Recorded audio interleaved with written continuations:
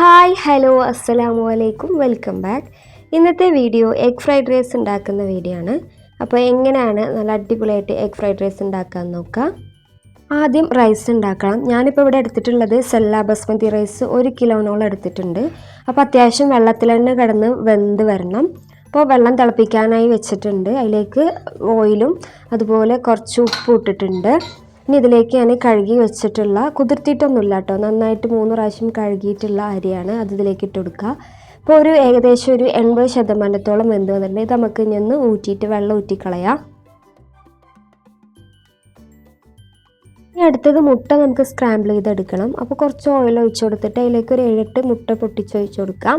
പിന്നെ അതിലേക്ക് ആവശ്യത്തിന് ഉപ്പും കുറച്ച് കുരുമുളക് ഇട്ടിട്ട് നന്നായിട്ട് സ്ക്രാമ്പിൾ ചെയ്തെടുക്കുക. ഇതിലേക്ക് വേണമെങ്കിൽ ബീഫോ ചിക്കനോ ചെമ്മീനോ എന്ത് വേണമെങ്കിലും വേവിച്ചിട്ടിട്ട് കൊടുക്കാം, കുറച്ചും കൂടെ ടേസ്റ്റ് ഉണ്ടാവും. ഇനി ഈ മുട്ട കോരിയിട്ട് നമുക്ക് വേറൊരു പാത്രത്തിലേക്ക് മാറ്റി വയ്ക്കാം. ഇതേ പാത്രത്തിലേക്ക് തന്നെ കുറച്ചധികം തന്നെ ഓയിൽ ഒഴിച്ചു കൊടുത്തിട്ട് അതിലേക്ക് ആദ്യം കുറച്ച് വെള്ളുള്ളി, അതുപോലെ സ്പ്രിംഗ് ഒനിയൻ്റെ വൈറ്റ് പോർഷൻ, പിന്നെ കുറച്ച് വെളുത്തുള്ളി, ഇത് മൂന്നും കൂടെ ഇട്ട് കൊടുത്തിട്ട് ഒന്ന് വഴറ്റി കൊടുക്കാം. ഇതൊന്ന് ജസ്റ്റ് ഒന്ന് വഴണ്ടി വരുന്ന സമയത്ത് ഇതിലേക്ക് കുറച്ച് ക്യാരറ്റും ബീൻസും അരിഞ്ഞതും കൂടെ ചേർത്ത് കൊടുത്തിട്ട് ഒന്നും കൂടെ വഴറ്റി കൊടുക്കാം.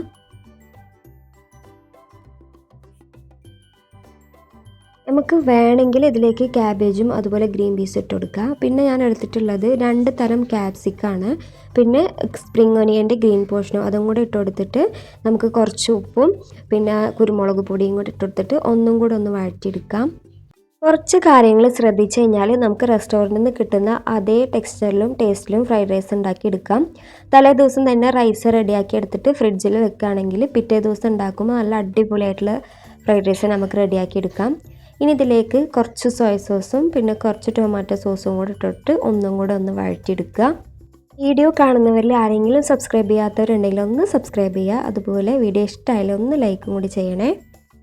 റൈസ് ഉണ്ടാക്കിയെടുത്തിട്ടുള്ള അതേ പാത്രത്തിലേക്ക് ഞാൻ ഇതൊന്ന് മാറ്റുന്നുണ്ട്. റൈസിലേക്ക് സ്ക്രാമ്പിൾ ചെയ്ത് വെച്ചിട്ടുള്ള മുട്ട ഇട്ട് കൊടുത്തു, പിന്നെ കുറച്ച് സുർക്കയും കൂടി ഒഴിച്ച് കൊടുക്കുക, പിന്നെ കുരുമുളക് പൊടി കൂടി ഇട്ട് കൊടുത്തിട്ട് നേരത്തെ റെഡിയാക്കി വെച്ചിട്ടുള്ള വെജിറ്റബിൾസും കൂടെ ഇതിലേക്ക് കൊട്ടി കൊടുത്തിട്ട് പതുക്കെ ഒന്ന് മിക്സ് ചെയ്തെടുക്കുക.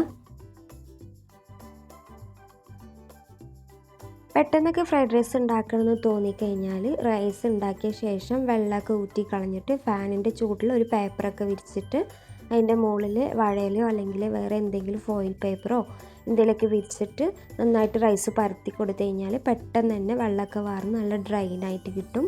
പിന്നെ റൈസ് മിക്സ് ചെയ്യുന്ന സമയത്ത് നന്നായിട്ട് കുത്തി ഇളക്കി കൊടുക്കരുത്, അപ്പോൾ റൈസൊക്കെ പൊട്ടിപ്പോയാൽ കാണാനൊരു വൃത്തി ഉണ്ടാവില്ല. അപ്പോൾ എല്ലാവരും ട്രൈ ചെയ്ത് നോക്കുക. അപ്പോൾ ഇന്ന് ഇത്രയേ ഉള്ളൂ. ടാറ്റാ.